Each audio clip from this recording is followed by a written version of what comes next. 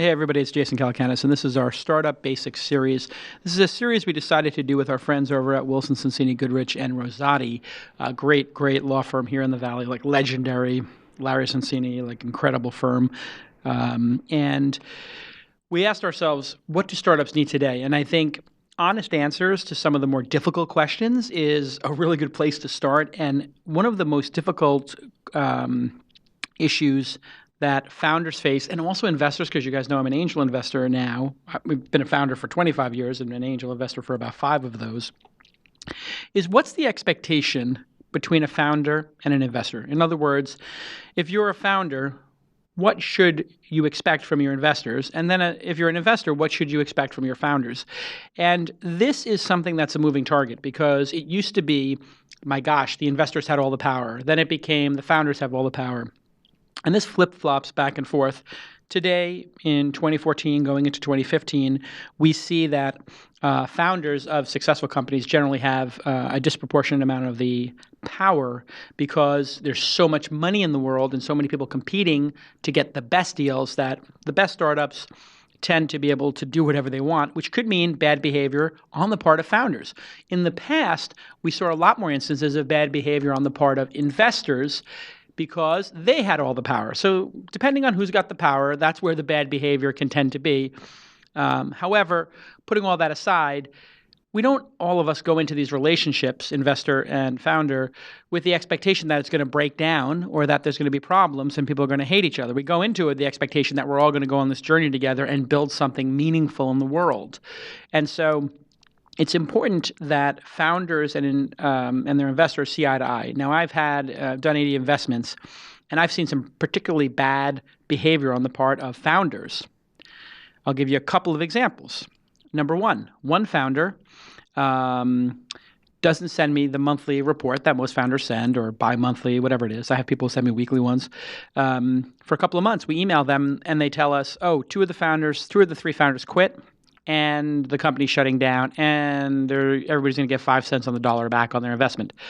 You shouldn't have to email your founders to find out that they're going out of business. It's fine that you go out of business. It's fine that things don't work out. Most things in the startup business world don't work out. But those 3 founders now will find themselves on a list of unfundable founders. Then if they want to get funded in the future, they're going to either have to find new investors who don't know the story of how they didn't tell anybody about the implosion and forgive it, or new investors that don't know about it, or somehow reconcile with their existing investors, why they behaved so poorly.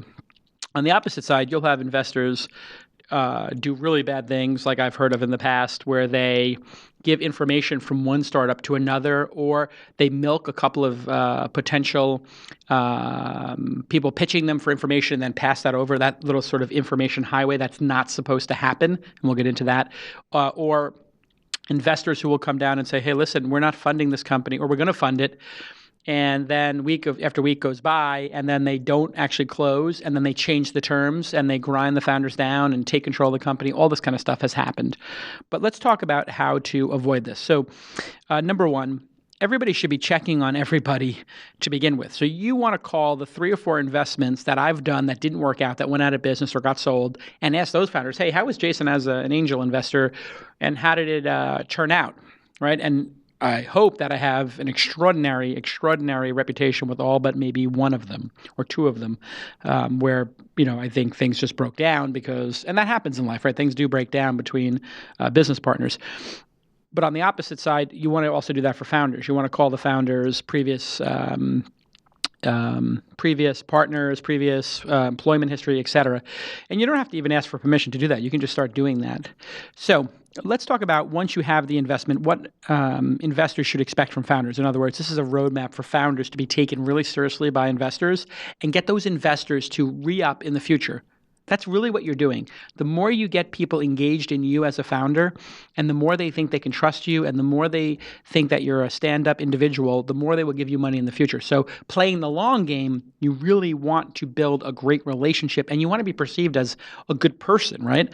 So for founders, that means regular communications, and that comes in the form, typically today, of a monthly email update. Now, what's in that monthly email update? There's tons of samples online that you can go search for. But it should include the most important metrics first, which is, hey, when does a startup run out of cash? Like, how many months of runway are there? What's the revenue? How many users or clients do we have? If it's an enterprise company, you'd want to actually know the number of users. You might want to know the churn, the number of people turning off the service, and maybe some key hires or departures and why they left, right?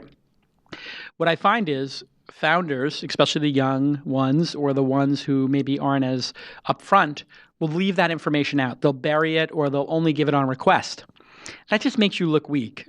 We all understand that companies start at zero and then grow up from there, or that companies might lose 2 or 3 people in a quarter or a month, and that can be a real bummer. This happens. And the more honest you are and the higher up the important information is, the better. So when I get a monthly report and it's like not important information about going to a conference, not important information about getting some press, and then not important information about like some product features, and then finally, I ask, well, what's going on with the revenue? How many months do we have left? And that information is like buried or not there. I just think, wow, it's weak. This is a weak founder, right? Your mind goes there. So you want to be candid in all instances. You want to give all the metrics, the trends, and the issues as bluntly as possible. You just want to be as candid as possible with your investors, because then they can help you. And then they can't say they didn't know, right? Which also happens. And then you can get yourself sued or blacklisted or anything, right? So you really want to be candid with them. Also, so that if you run out of money or you have a problem, you could say, hey, listen, I've been talking to you about this month after month. We haven't been able to beat this competitor to market, or we're underfunded in this way, or I needed your help getting an introduction.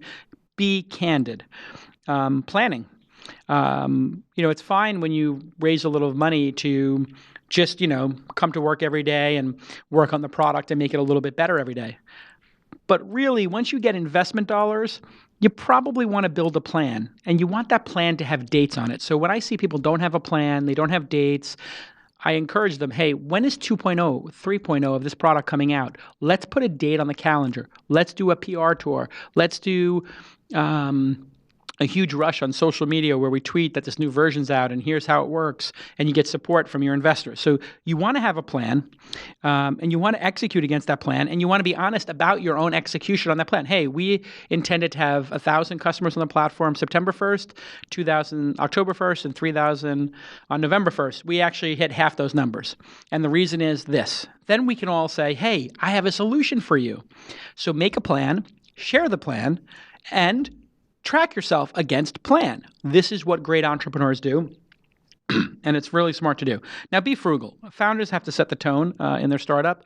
So, in my startup, you don't see me flying first class or business class. I'm flying coach. And then even later in my life, when maybe I could afford to fly business class, I would always put coach on the company, and that I would pay the difference to go business class, and I would make sure people knew that. You have to be frugal, and you shouldn't be wasting money, and that sets a really good tone with your investors. When the investors give you a bunch of money and they see you like blowing it on a bunch of desks and chairs and a big fancy office space and traveling to conferences and big conference tickets and all this kind of stuff, they're going to get a little worried, and you're going to lose credibility with them. Every investor loves a frugal entrepreneur. I can tell you this. Focus. This is the key. If an entrepreneur is perceived to lack focus and they're involved in too many things, which I have been perceived as such in my career because I do a lot of things, you're going to have a problem, especially if you're young in your career. Now, if you're later in your career and you're me, or you're like somebody amazing like Elon Musk or Steve Jobs, Steve Jobs could be working on Pixar on the side, or Elon Musk could do SpaceX and Tesla. Those are like brilliant people. But you generally don't want to have your investors seeing you work on other projects and being distracted. You have to be focused, and then you build credibility with those investors. They feel like they can give you more money. Now, if you have great results, like Elon is doing great on SpaceX and Tesla, nobody can complain. Or when Steve Jobs was doing great on Pixar and great on Apple, nobody could complain. But when Elon was having a tough time with Tesla and SpaceX, maybe people said, pick one and focus. Or Steve Jobs, same thing, pick one and focus. People want to see focus in their founders, and you don't want to seem like you're distracted. Again, that whole like going to conferences, oh, you're at this Dublin summit, oh, you're in Dubai, oh, you're in Japan. Why? What's the business purpose? Like to speak on a panel, like we all understand like you're wasting time, and there's only 52 weeks a year, and you're going to take 2 weeks off, 3 weeks off for holidays, and another week off for vacation or whatever. You're going to be gone 5 weeks a year. just for the normal holidays. So you're down to 47 weeks a year. Now you're going to waste another 3 weeks out of the 47 you have left to work. That's like 6 or 7% of your year. When you see founders like that, you're just like, gosh, this person is not focused. Why are they at this summit event and this Dublin summit and summit? And I host events. You better have a really good thesis of why you're at that event. Like, I'm researching stuff, I'm doing BD, whatever it is, especially if you're the CEO and you've raised a bunch of money, you better have a good reason to be there. Once a year, like blowing off steam at TED or the Recode conference, it's understandable. But when I see a pattern of multiple like conferences a month, and some people are just on the conference circuit, that just absolutely reeks of this is going to be a problem. Hey, ask for help. That's when times are hard, founders tend to clam up. They become insular. And people do this in general. It's just human nature. Things are bad, people don't talk to their friends. Things are good, people can't shut up and go out with their friends. That's why when I have a friend who's having a problem, I always call them and email them when they're down in the dumps. So when my friend Mark Pincus from Zynga was getting beat up and his stock was having problems and he was getting beat up press, I was emailing him and calling him and saying, hey, how you doing, buddy? Anything I can do to help? What's going on? You want to communicate more when you're down in the dumps, when things are breaking. That's the time when you need your friends. That's the time when you need support. And your investors want to know. They want to hear from you at that time. And when things are great, yeah, sure, we'll love to hear from you. But now here's another one. Be candid about future funding rounds. I was the first or second investor in a startup company. They closed a round of funding, and I found out about it in TechCrunch. I was livid because I wanted to participate in the next round. And so I told the founder, okay, well, I want to participate in this next round. And he said, well, you can't. It's closed. So I called the investor, and I said, hey, I want to invest in that round. The investor said, sorry. I said, okay, you know what? I think I'll sell my shares in this company, or maybe I shouldn't be involved, because if you're going to do a covert, hidden round from me, your first or second investor, I think that's kind of lame. Like, why would I be an early supporter if you're going to block me from investing in future rounds and not tell me and not keep me informed? And of course, in this case, it was a founder who wasn't sending regular updates because the news was bad. And he said he had no choice because, oh my God, he was running out of money. Sure enough, 5 or 6 months later, I check in, I don't hear anything. They've run out of money again, a second time, and they have 3 or 4 weeks left. And I asked the founder, hey, how much money do you have left in the bank? He doesn't know. Literally did not know off the top of his head how much money, how much runway. And they close another round and they don't let me participate, et cetera. This is like, for me, the ultimate insult. Like, you're running the company to, cash position zero, you're closing rounds of funding covertly, and your valuation at those rounds was like a third of your nearest competitor who had the same, sort of performance. And so when that kind of stuff happens, even if you didn't intend it to block the other investors who were early supporters, and you didn't intend to have them read about it on TechCrunch, that you got the investment, well, they did. And you kind of have to own that, right? And so in that case, I'm just like, you know what? I don't know if I can work with somebody like that in the future, and maybe I should sell my shares, right? That's where investors go if you do that kind of stuff. So you have to be candid about running out of money. You got to be candid about future funding rounds. And if you have co-founder issues, just be super candid about that. And you want to be really loyal to the people who were early supporters of you and supporters along the way. I've had people tell me like, yeah, I'm going to cram down this previous investor, or, I'm going to, fire this advisor or something. And like, I say, you might want to do the opposite. Be super loyal to the early people and make sure that they want to invest in your next company. It's all very pragmatic stuff. Now, what do you expect from an investor? Well, if it's a VC, you can expect them to be fairly hands-on, because VCs make a smaller number of bets than angels. Angels aren't expected to be super hands-on, but a VC and an angel should always be available to talk to you 7 days a week during daylight hours, even into the night. Literally, that's my commitment to my companies. You ever need to talk to me, just call, text. I will call you back within an hour or two. And even if I'm on vacation, I'm going to call you back. These VCs who go away on vacation for 3 weeks and you can't call them or email them and they're in Italy, you know what? Skype works in Italy. GoToMeeting works in Italy. Cell phones work in Italy. If I'm in Italy, I'm going to call you. It's fine. It's not a big deal, especially if it's something pressing with the issue. So I believe that we as founders, because I'm a founder as well, those VCs and those angels should be available all the time, 365 days a year. I mean, with very few exceptions. And they should be giving great, candid advice. And they should be researching that advice and thinking about it, right? They obviously should not be investing in competitive startups. I've had this happen multiple times. And now I'm very careful to ask my existing investments, so, hey, Thumbtack, or My Time, or style seat, they all operate in the local business space, and Signpost in New York, 4 different investments I have in the local space. I make sure that they are not overlapping with each other. And then what happens is sometimes the company pivots and I don't have any decision in that process. They pivot and then they pivot into another portfolio company's business. Well, then I have to be very sure to tell everybody, hey, I'm not trading information between the two of you. The fact that you've become competitors now is just the nature of what happens with pivoting, but you never want to go into that, right? So you never want to go in and say, I'm going to invest in, this competitor when I previously invested in this one, right? So if you're in Sprague, you don't want to go into Spoon Rocket or vice versa. That just looks weird, and it's just creates this whole uncertainty that you might be sharing information. And that's another one, is you have to be super discreet. There is a big information highway, not the internet, between journalists, investors, angel investors, and people who are corporate buyers. It's almost like the real estate networks where the brokers are sort of dealing with each other every week, and then you're selling your home once every 10 years. They're kind of loyal to each other above the founders or above the homeowner. It's a weird kind of thing that happens. So I have seen VCs give information to other, investors that really shouldn't be out there.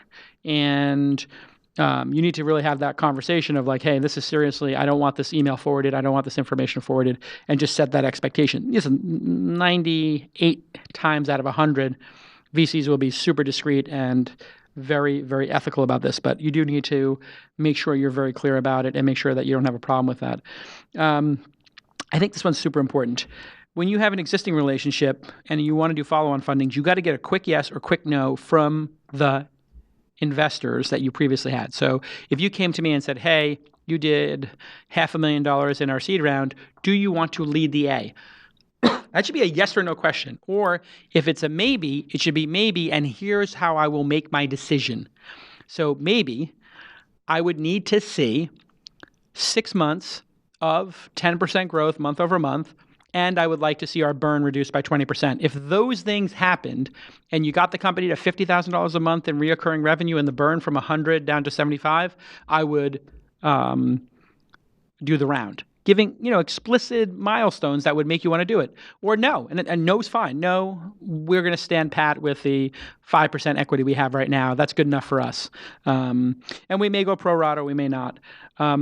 Now, this is another one I find super important, which is the whole introduction thing. People talk about introductions all the time, and like everybody knows each other. The truth is, if you're an investor, you may know a lot of people, but you may not actually be a great person to do the intro because maybe, I don't have a very deep relationship with one particular investor. I don't have a very deep relationship with John Doerr. I know John Doerr. I don't have a deep relationship with him. I do have a deep relationship with Chamath or Bill Gurley or, Roloff from Sequoia. I know them deeply because we've done business together, right? So you have to be honest about exactly how good that introduction is as the investor, I believe. And you have to ask them, hey, how well do you know this person? Or is this going to be like not a great introduction where they are like Jason who, which, could happen. And so that's very important. You want to provide very warm introductions. And what do I mean by very warm introductions? When I'm introducing somebody, I say, dear, Roloff, this is Marco from Thumbtack. I invested in his seed round because I thought that the team and the vision as well as the execution was very high. Since that time, they have done 2 more rounds of funding, and they're at 15 people, and the growth is spectacular, and I believe in the team now more than ever. I really think you should get coffee with Marco now because I think it's going to be the next unicorn. That's like literally the email I wrote to Roloff, and Sequoia wound up doing the B round of Thumbtack, I believe. It's the B round. So that kind of email, and I send that email 2 or 3 times about the same company over 2 or 3 years sometimes to people. And that kind of introduction where you're explaining your thesis, not, hey, Roloff, you should meet this person. That's a lame introduction. You want that really warm, detailed, granular introduction. Now, the opposite of that is, as a founder, you have to be realistic about what introductions can actually be done and why. So I have people say, Jason, can you introduce me to Travis from Uber, Elon from SpaceX, and Mark Cuban? And I'm like, why? And they're like, well, I think they would really appreciate our vision. And I'm like, really? For your enterprise sales software? None of those people give about your enterprise sales software. Why exactly are we contacting them? Because you want to meet a famous person or because there's a really important reason? Let's really think this through. And so what I challenge founders for is who are the top 3 or 4 people you want to meet and why. Do your research. Don't just give me a firm. Give me the name of a person at a firm. Give me your thesis behind them. I researched them. I looked on AngelList. I see they were on the board of this company, which was, they were an early angel in Salesforce. Therefore, I think they would be really great to have involved in this sales CRM software product I'm making now, right? So that's an example of balance between investor and founder, which is, hey, we're in this together. I don't want to just blow out 20 introductions and have none of them be meaningful. And if I do that all the time, by the way, all of my introductions will be meaningful for all my portfolio companies. Let's do a smaller number and have them go deeper. Where when I write the introduction, I not only say, hey, this is why I think it's a great company, I say to you, this is a great company and it matches with what you did at these 3 other companies, right? That's the sort of threading of the needle. And that's the high level sort of introduction.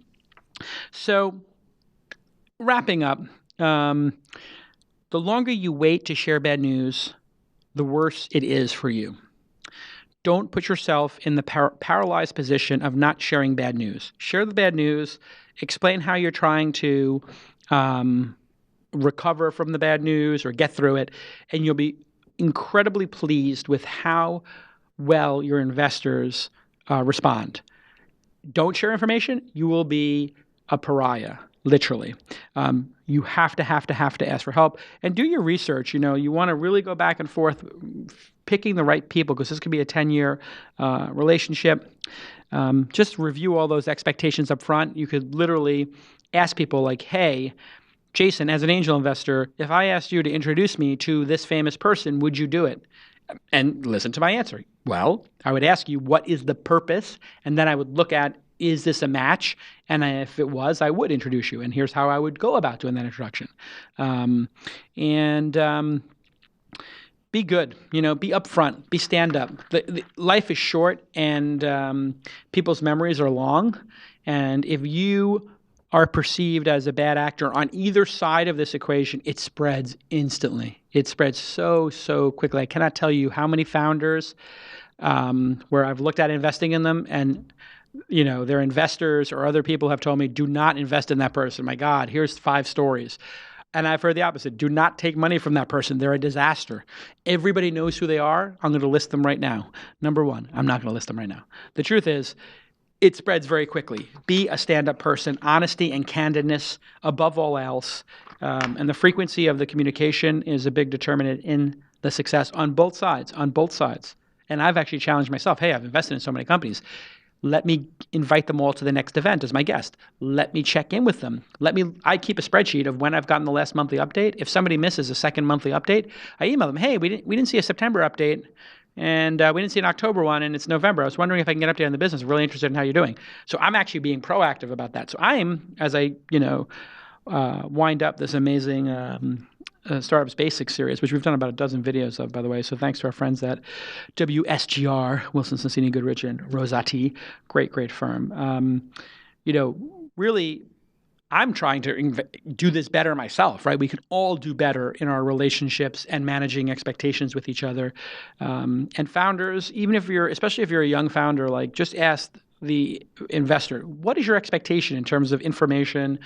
And challenge them. Would you be available to have lunch with me? How often are you going to have lunch with me, et cetera? Would you come to our office and speak with our employees? Really ask specific questions and really vet people and then be super loyal to each other because life is short and you're in it together and anything that's worth doing is worth doing well. So just be super loyal to each other and put your whole effort into it. Don't disappear down a black hole and don't double cross your early supporters, as I've had happen to me a number of times, like once. And then twice, people didn't give me information. So literally 3 times out of 80 investments, I would say I was very disappointed in the founders. And in 77% of the cases, I've been delighted, right? And I think in one case, somebody might have been disappointed in me. And in 79, they've been delighted. And by the way, they overlap in those cases. So anyway, that's all I got for you. I hope this has been helpful. If you have any questions, very easy to reach me, jason@calacanis.com. And you follow the show, This Week in Startups, at TWI Startups. And I'm just at Jason on Twitter. And thanks again to Wilson Sonsini for sponsoring Startup Basics. We'll see you next time.